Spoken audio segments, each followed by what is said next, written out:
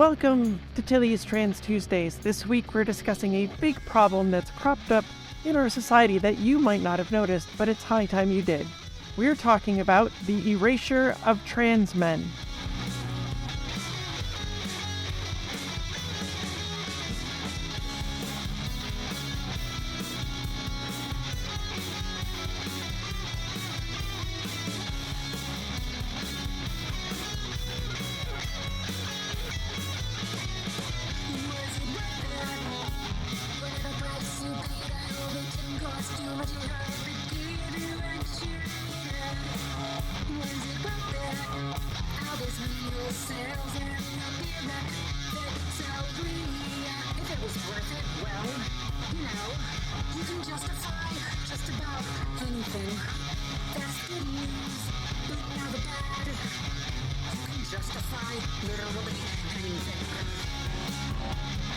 Hi, I'm Tilly Bridges, your host, and I'm joined by my writing partner, my best friend, my wife, our token cis representation, the coloring inside my black and white outline, Susan Bridges. No, I'm definitely the black and white outline. You're the color. Oh, I guess you could, well. And it would be outside the lines because you can't be contained. Fair. Okay. I don't mind us. I like where you're going. That's fine. Our guest this week is Ezekiel Strange. He's an illustrator, graphic designer, and lover of all things spooky and weird. He has contributed artwork to tabletop games, tarot decks, and comics. He believes in celebrating communication, kindness, and unapologetic authenticity, which is all beautiful, and I feel the same. Welcome, Ezekiel. Hello. So one thing that I didn't mention there is that we are actually working together on making a comic. It is a sci-fi space comedy adventure, and I don't want to give too much more away than that because we're going to pitch it places, and the publishers may like to keep things under wraps until they're ready to reveal stuff. But it's really great, and your art is so much fun. There's so much joy in it, and I just love it. Every time you send us new pages, my heart explodes. Oh, geez. Well, thank you. It's a perfect fit for the writing, which is frankly delightful to work with. So, it's a great team effort. Yay! Yay! Yes! So thank you for having me. Yeah, we're so glad to have you on, and it's really extra cool because this is the first time that we've actually gotten to speak live to each other because we live very far apart. The wonders of the internet, we connected that way. So we're in different countries because you live in Canada, right? I do. I live in the Great White North of Toronto. Ah, Yes. cool. I know other people in Toronto, but they're cool, so you probably are too. Oh, so you're making a blanket statement about Toronto? I do. Yes, I am. Would you agree with this? Is Toronto cool? Toronto contains many cool people. That's fair. Okay. Confirmation. All right. Well, we like to help our audience get to know our guests a little better. So let me ask you, what has been the best thing about transitioning for you? So I think the best thing about transition for me has been the added mental stability. Yeah. It was really wild. There's this like sort of common narrative, I guess, that everybody who's trans knows that they're trans from a really young age, but I didn't so much. I just felt terrible about everything. And when I finally clued in and was able to access testosterone, from the first week, it was suddenly like, oh, actually, I feel okay for the first time in a long time. And that's stayed with me as I've, continued through life. And it's been a real game changer for me. So I'd say that was definitely the best part. Yeah, that's beautiful. I mean, everyone discovers it on their own time and can't rush it. You can't force it, and everyone figures it out in different ways.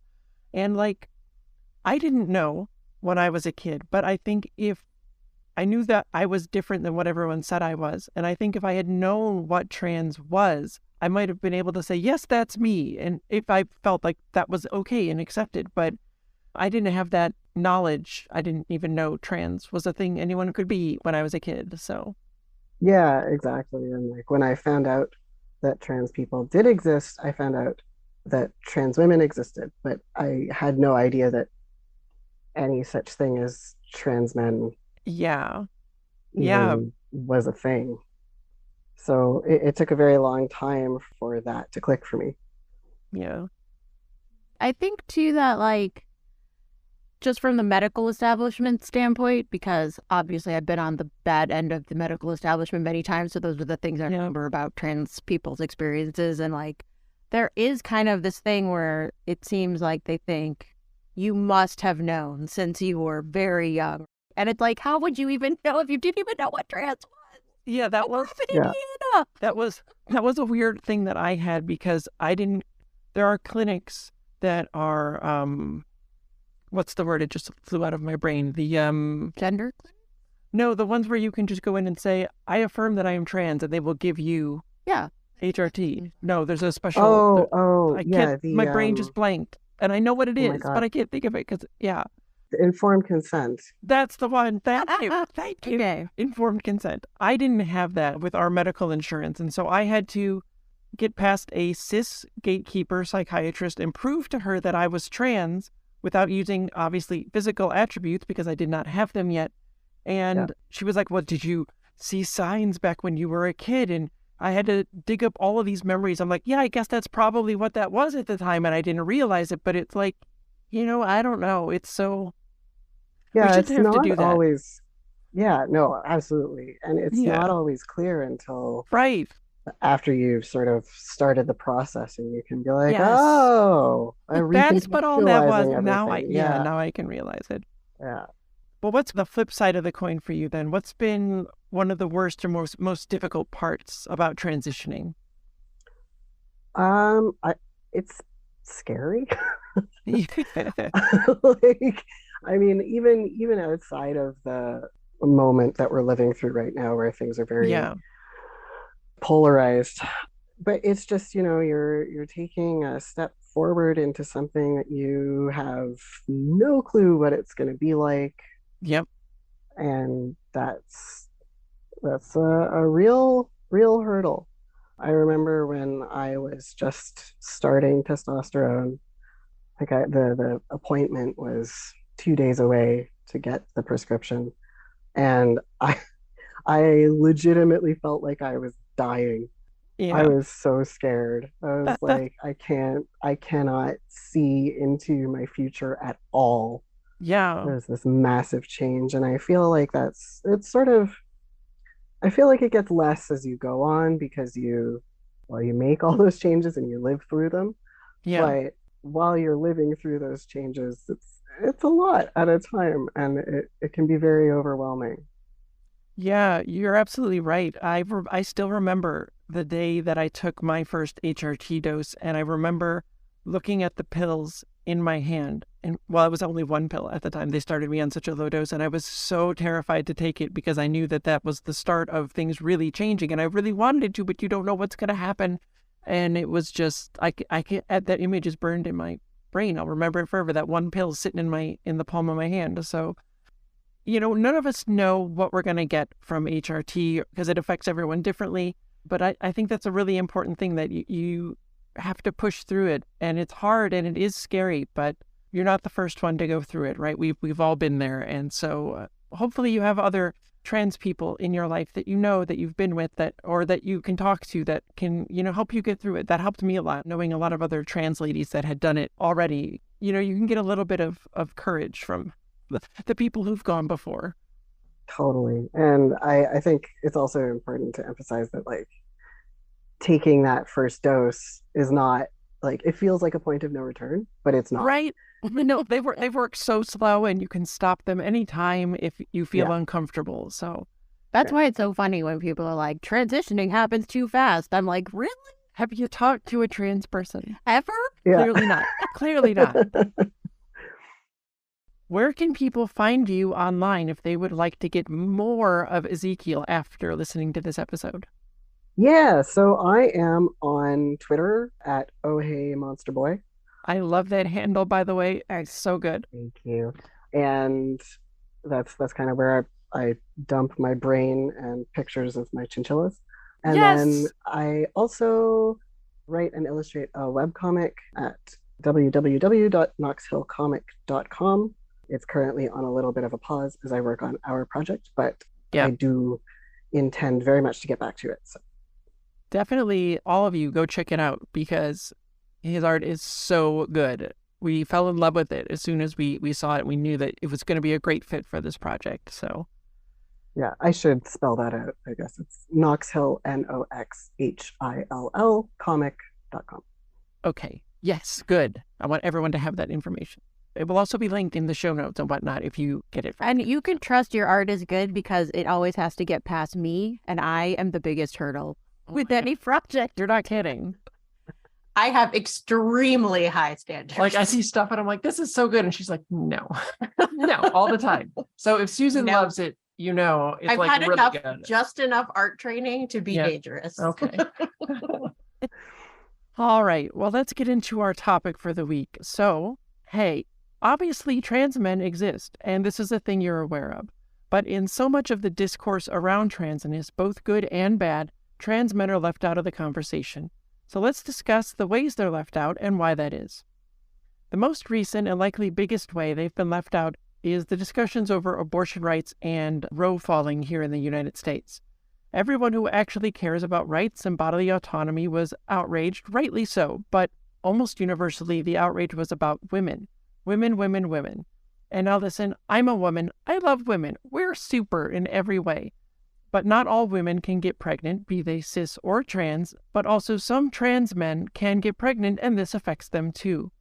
I wrote about this right after Roe fell in the Trans Tuesday on Trans Rage, aka Stop Forgetting About Us, which you can find at tillystranstuesdays.com. And let this be your reminder that the fight for abortion rights and the fight for trans rights and disability rights are all the exact same fight. It all boils down to bodily autonomy and how everyone deserves it, and the exact same group of people led by cis-het white men don't want us to have it. There's a Trans Tuesday all about bodily autonomy and how I never felt like I had it before transitioning and how that's all tied in with my tattoo, if you would like to go check that out. So trans men are at the intersection of the fight for abortion rights and trans rights, and if you need a reminder of what intersectionality is all about, and you absolutely do if you're leaving trans men out of the fight for abortion rights, there's a Trans Tuesday on that too, and we covered it just a few weeks back on episode 10 of this here podcast. But trans men are often left out of so much more than that. Look at trans rep in the media, such as it is. Paltry in the best of terms and still often harmful. And this is anecdotal, but you can see the Trans Tuesday in episode 3 of this show on trans rep in media for 2022 for a snapshot of what that's like. And you'll see right in that there was a horribly transphobic joke in one show that was 100% based on ignoring the very idea of trans men. They're forgotten or discarded, often in service of hurting other trans people. So I want to ask you, Ezekiel, how have you found representation for trans men in media to be? Because it's pretty abysmal for trans women, but in my experience, it seems like trans men show up even less often. Oh, yeah. I think I've seen one in, oh my God, I forget the name of the show. It's a Netflix show about a guy who really wants to be his class president. And his like chief of staff equivalent is a trans guy, but it's never explicitly acknowledged. It's just kind of something that if you're familiar with how trans men look, then you can sort of clock that like, oh, hey, that person is AFAB, but which stands for assigned female at birth. Right. But that's really the only one that I have ever seen. There's a Kesha song from back in the day where she explicitly she's talking about how she's upset that her boyfriend is too emotional or whatever, and the line is like, I just can't date a guy with a vag. So there's really not much of anything in the media at all, and it's never treated as something that could actually exist. I guess there's Buck Angel is relatively well known, has Yeah, and some. yet he's got some very problematic views. Yes, exactly. And Yeah, so he tends to be sort of trotted out by the people who don't want trans people to exist as an example of yeah, support from other trans people that trans people shouldn't exist, which is an issue. yeah. He's like the other side of the coin from Caitlyn Jenner. Yes. He's not a good dude. The only ones that I can remember offhand is that there is a trans man recurring character on Star Trek Discovery, and he's great Oh. and he's handled really well. And he's in multiple seasons, so he's great. And there was that one trans boy in the Wendell and Wild stop motion animation movie that we saw last year, and he was handled pretty well. It wasn't perfect because it was clear that it was all like cis people behind the scenes, and their heart was in the right place, but there were things that they implied that they didn't realize. But outside of that, I have not seen A League of Their Own. well, Bert on that show is non-binary, so they present kind of masculine, but I think Bert identifies non-binary on the show. But that's also really good trans rep, but I don't think Bert's a trans man. Because, like, yeah, the Uncle Bert thing. Right, called Uncle Bert, but yet not. Non-binary. Yeah, yeah, See why. yeah. But Yeah. it's really hard to find trans rep for trans men anywhere. Yeah. And It's interesting because I remember speaking to another trans guy who was really excited about a character in, was it Seinfeld? It was either Seinfeld or Friends or something. They're at some sports game and this girl character is dating this guy, and she goes to ask him about something, and he, it's a throwaway joke, and what he says is, well, I was born a little different down there. And she goes like, what? No. And then the conversation continues to whatever was on topic, right? But I remember my trans guy friend being like, oh my God, that's totally a reference to him being trans. And I was like, well, yeah, you could take it that way. But it just seems like, I don't know, trans guys want more representation. It's just that we don't have it. yeah, It's, I don't want to say it's better or worse than trans women's situation where it's, often this like specter or punchline, yeah, but it's just not there. right. And trans men are often also completely ignored in a lot of the legislative transphobia that's making its way through courthouses all across the US. And I don't mean that those horrid laws don't affect them, because they absolutely do, as much as any trans person. But their existence is completely forgotten about in the arguments in favor of those bigoted laws, because the existence of trans men disproves and dismantles transphobic arguments. These laws are almost wholly focused on trans women and girls, and we'll get to why in a minute. But let's look at two of the biggest bigoted issues used to justify legislating and legalizing bigotry against us: trans people in sports and bathroom bills. As a basis, you need to know how the entire trans people in sports hullabaloo is complete and utter nonsense on every scientific level.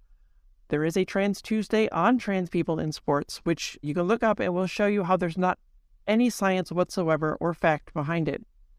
But their entire faulty, bigoted argument is that trans women competing against cis women have an unfair advantage because we may, and I stress may, have higher levels of testosterone. I'm not going to debunk that here, so do check out that Trans Tuesday that I just talked about. But if that were the case, it's not. But even if it were, why do you never hear a peep from them about trans men competing against cis men, especially when trans men are taking testosterone as part of HRT? I shouldn't have to say this, but I will clarify again so nobody misconstrues. I do not want trans men to be discriminated against or for these laws to focus more on them. Absolutely not.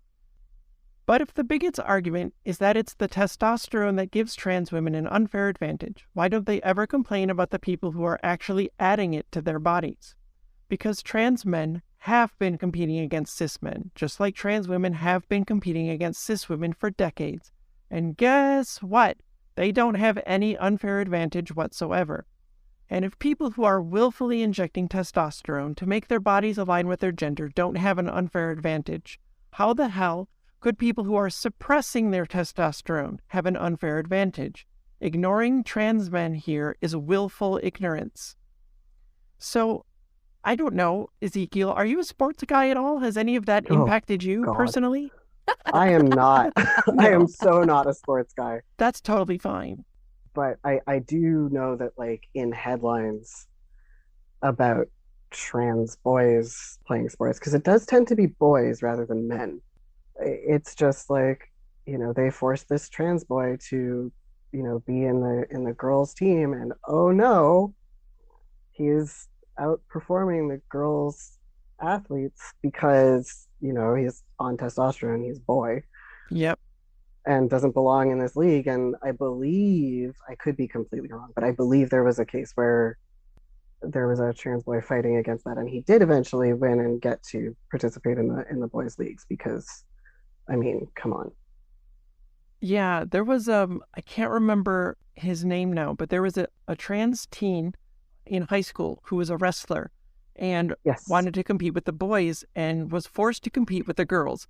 And the transphobes used photos of him in matches with girls and said that he was a trans woman competing with Oh, women. They God. just, Yep. yeah. So they're like, Yep. look how they're winning because they're a trans woman. Like, no, that's a trans man being forced to Yeah. compete with women.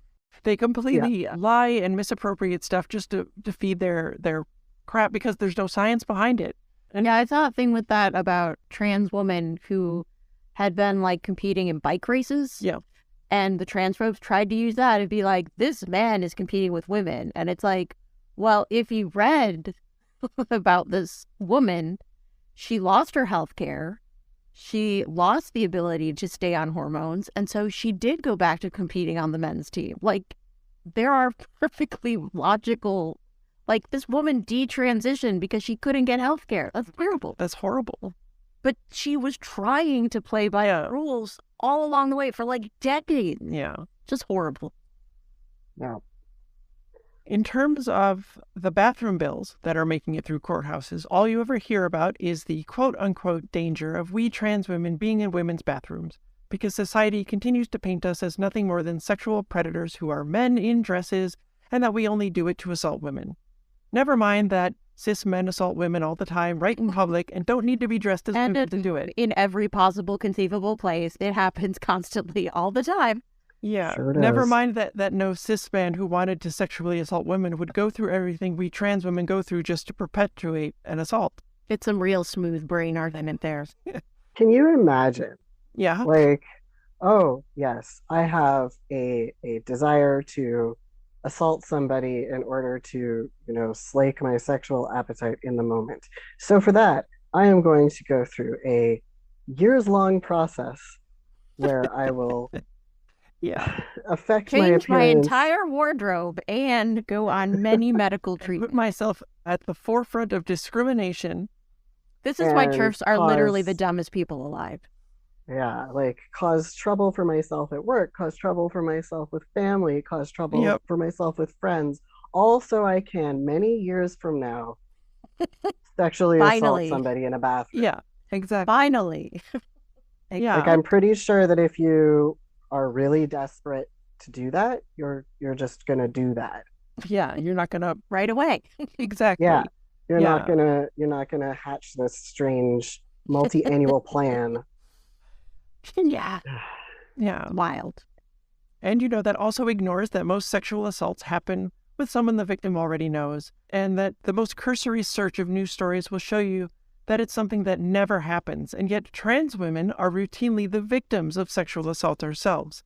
And have you ever heard of any of those bigots talk about trans men in men's bathrooms? No. Why? Why would they just ignore that? Well, why the hell do you think? Because what their bigoted laws are suggesting is that if you send trans women into men's bathrooms, where we're very likely to be assaulted, then you must also send trans men into women's bathrooms.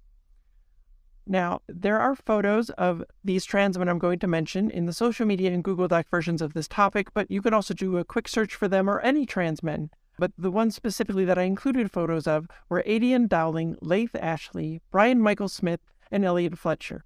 And I want you to look at them. Look at any trans men. That is who bigots think should be using women's bathrooms. I mean, they're all very hot. So would you mind? I don't know. I don't, but the thing is, they're men. They're all very obviously men. Right, and obviously this is never mentioned by a transphobe. And I think most cis women would be uncomfortable with them in a bathroom. And as I said, I'd be okay. But sure. But I just want people to understand that the only reason bigots ignore trans men is because their very existence disproves the entire line of attack against trans people that is almost exclusively targeted at trans women. And why is that? Well, if you haven't figured it out already, it's misogyny. it's just garden variety sexist.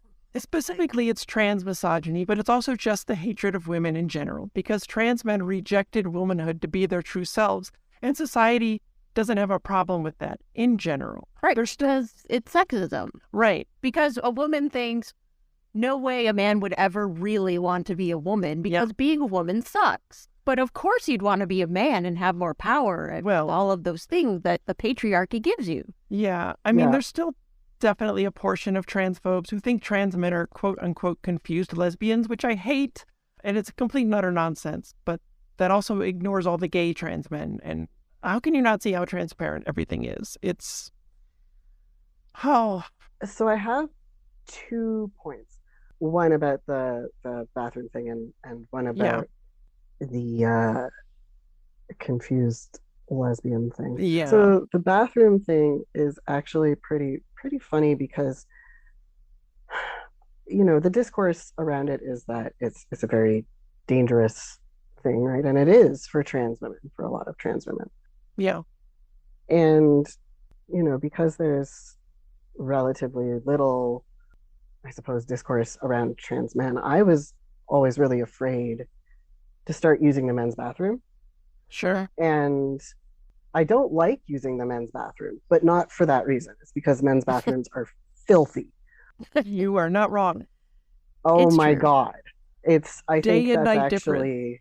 Yeah. You know what? I take back my earlier response. The worst thing about my transition is men's bathrooms. Fair. Yeah. Oh my God. It's like so bad. Yep.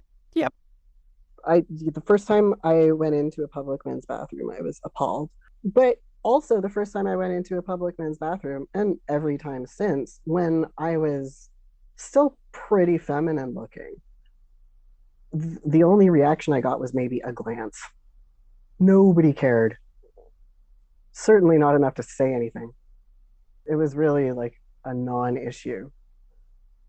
So, you know, this idea that trans people being in the bathroom that matches their identity is like somehow, you know, some nefarious, dangerous plot that's gonna undo the fabric of society. It's just really not the case. Nobody actually cares. Yeah, especially since, to every cis person listening, you've already been in public bathrooms with trans people. You know, you can buy stickers on Etsy that say that. You could put it on the back of bathroom stalls. Say, a trans person definitely peed here once. Yeah, everything was fine and you never even knew. But continue. So that's the bathroom thing. And then the confused lesbian thing. I remember someone I was once very close to believed that, and this is like the confused lesbian access to patriarchy. Mm-hmm. But someone I was once very close to believed that, you know, transitioning was really about access to patriarchy and running away from the oppression that women face. And I mean, don't get me wrong, women absolutely face oppression on a lot of levels. But their argument for this was a detective that they had once spoken to who had worked on a serial killer case, and they said that this went somewhere I didn't expect. Yeah, okay. I know, right? It's a bit grim, but they said that this detective had been, you know, so traumatized by working on this case that, you know, this detective looked exactly like a man, was dressing like a man, etc. That detective actually put out a book about the case, and in that book talks about, hey, actually, I'm a trans man. Yeah. So it wasn't a matter of like a traumatized woman trying to avoid the notice of men. It was a guy being a guy. And something that transphobes really like to talk about or mock, I suppose, is when they're mocking trans people, they only show pictures of trans people who have barely started their transition. Yeah. Transition is a process. Yep. It takes years. You don't just Years and say, years. I'm trans today and tomorrow look completely different. That's not how it works. Nope. And it would be nice, but no. It would be great, but it's not like that. And I think that they count on people not understanding that this is a process. This is a whole gauntlet of changes that happen gradually. Yeah. Oh, yeah. And misogyny permeates every corner of our society, and it's why tomboys are accepted and even celebrated, but a man who's even slightly effeminate is ridiculed and mocked and often attacked. Masculinity is celebrated and femininity is ridiculed. And we trans women, who society quote-unquote gifted with manhood, rejected it. We said, nah, and threw it away. And in the false cis-binary matrix of society, there is no greater threat to rich, able-bodied, cis-het white men's power than rejecting masculinity. And that trans men want masculinity, but not that masculinity, and don't wield it like a weapon of oppression as society dictates, and have by and large completely rejected toxic masculinity, also disprove absolutely everything society wants you to believe about men. Trans men aren't out there assaulting women, cis men are. And it's not the victim-blaming refrain of how women dress, because guess what? Trans men see the same women. They don't have impulse control problems. They don't use their masculinity to hurt others. I wanted to ask you, Ezekiel, are there other ways that the seeming erasure of trans men has affected you? It's got to be more than what I've talked about so far, so I wanted to get your perspective on that. Yeah, I remember when I was really early in the process of my transition. Yeah. I was getting a lot of community on Twitter, and sure, what made that difficult was that it was very easy to find trans women on Twitter. Trans women are great at building community with one another. And there are these very robust networks of trans women. It was so hard to find trans men. Yeah. That now that you bring that up, that's a good point, because I follow you and I follow several other trans men, but it pales in comparison to the number of trans women. And it's not like I was actively only seeking out trans women. I'm just like, cool, trans people. I like trans people. And trans men are much harder to find. Yeah. And I don't really know what that's about.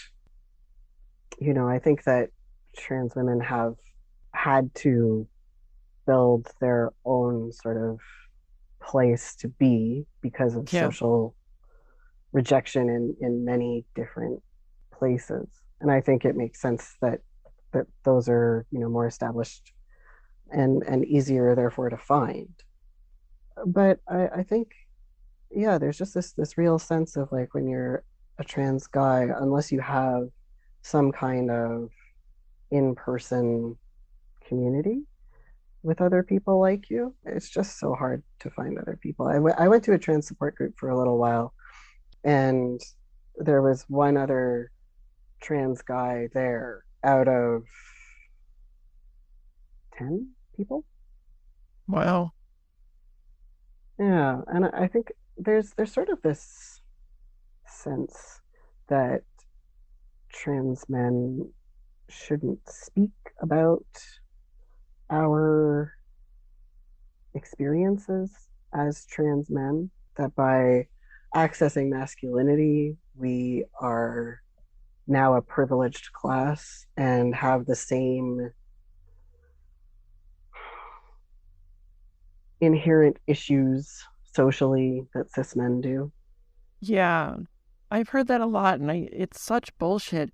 Trans men do not have cis male privilege, and anybody, I spent, before I transitioned my life around a lot of other cis men, and I will tell you, as a person who did not conform to what cis men thought you should be, they're going to let you know you are not going to have the same privilege that they do, and I don't believe that any trans man does, and I don't know, that makes me so mad. Plus, like, I mean, so if a trans guy did have male privilege, it would be conditional on not Yep. being clocked, right? You have to be closeted as a trans guy and really just, you have to be stealth as a trans Yeah. guy to access the same kind of privilege that a cis guy might. And even then, you still don't have the same amount of privilege because there are ways that privilege affects cis men that are cumulative. So, for Yep. instance, in a professional context, cis men have specific attitudes and networks and abilities to engage in certain ways that trans men never learned. Yep. I transitioned later in life, so it's particularly notable in the case, like in my case, and in the case of other guys who've transitioned later in life. But where cis men would have gone through years of a career able to network and make friends and sort of, there's that the whole mediocre white man thing where Yep. like you don't even have to try really. And you fail upward. Oh yeah.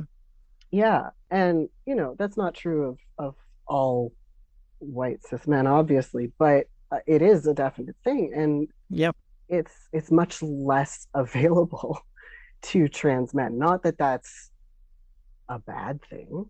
Nobody, like failing upwards is not aspirational, but yeah, like there's just the privilege concept doesn't map on to trans men the same way as to cis men. Yeah. That is a really good point, and I'm so glad you brought it up. Thank you for being here, Ezekiel. It was lovely to have your thoughts on Oh, this. thank you for having me. Yeah, it was great to talk about it. Thank you for talking about it. Absolutely. As my final thought, I want to say that trans men are shining beacons that disprove absolutely everything the false binary of society wants you to believe. So the only way bigots can perpetrate their hate is by ignoring their existence altogether.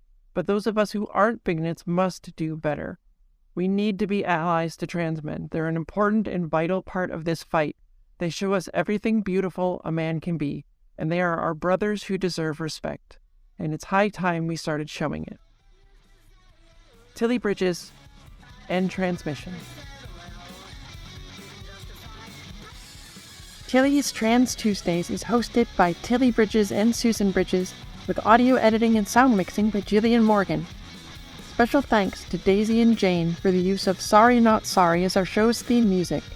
Please stop by and show your support at daisyandjane.bandcamp.com and soundcloud.com/daisyandjane.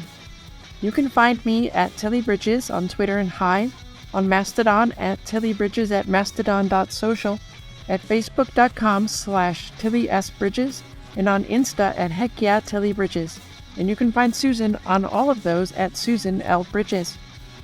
The Google Doc and social media versions of this week's topic and all past topics are available at tillystranstuesdays.com. For more information, visit pendantaudio.com. Thanks for listening.